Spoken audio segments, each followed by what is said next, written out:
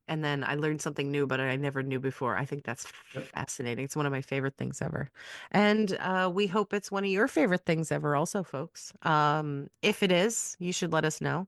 Send us an email at mochiverse@gmail.com. That's MOCCIAVERSE@gmail.com. Subscribe to us on Apple Podcasts and please give us a rating so that we can be more visible to others. Or, like tell your friends and your family. I mean, like, we are your family, probably, if you're listening. But, like, but, tell other people who aren't us Right? about the show and ask them to listen, because, like, we love doing this and we're going to keep doing it as long as we want to because we just want to do it. But it would be Yeah. kind of cool to know that other people like it and listen to it and share it with others. That's what we're here for. And the other thing that we're here for is rolling our eyes and Hmm. laughing That's and right. Yeah. being impressed by dad jokes, right, Dad? There you go. That's it. That's it. Hey, what do you call a belt made of watches? What? A waste of time. Oh, yes, that's Yes. true. Yeah. Yeah. What happens when a strawberry gets run over crossing the road or the street? Uh, what? Traffic jam. Oh, that's stupid. Yeah. Yeah. What Stupid. do you call two monkeys that share an Amazon account? What? Primates. Oh, okay. Primates. Get it? Okay. Yeah. There you go. Okay, okay. Boom. You know. Uh, what do you call a pony with a sore throat? A little horse. There you go. Where do math teachers go on vacation? Where? Times Square. Oh, very good. Yeah. Whenever I try to eat healthy, a chocolate bar looks at me and snickers. Oh, God.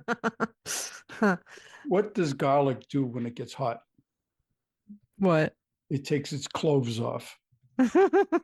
Okay. Yeah. What's a robot's favorite snack? Computer chips. Oh, good. Very cute. Okay. How much does it cost Santa to park his sleigh? Oh, nothing. It's on the house. There you go. Mountains aren't just funny, they're hilarious. Hilarious. Yeah. Oh no. Yeah, I know. All right. Okay. Oh, I can you feel the eyes rolling. yeah, my So, eyes hurt now. All right, folks. We'll see you in a couple of weeks. Bye. bye. Bye. Daddy wasn't finding a powwow. Daddy wasn't finding a powwow. I've got a little cat. I'm very fond of that. I'd rather have a big powwow. Oh, thank you. Ah, shit, hold on. Thank you, for knocking everything over. Appreciate it. Sorry. My cat was trying to creep on the computer, so I pushed her away a little and she knocked over all my soda. Oh, It's okay, only a couple drops came out. All right, anyway, so and my phone tried to make an emergency call.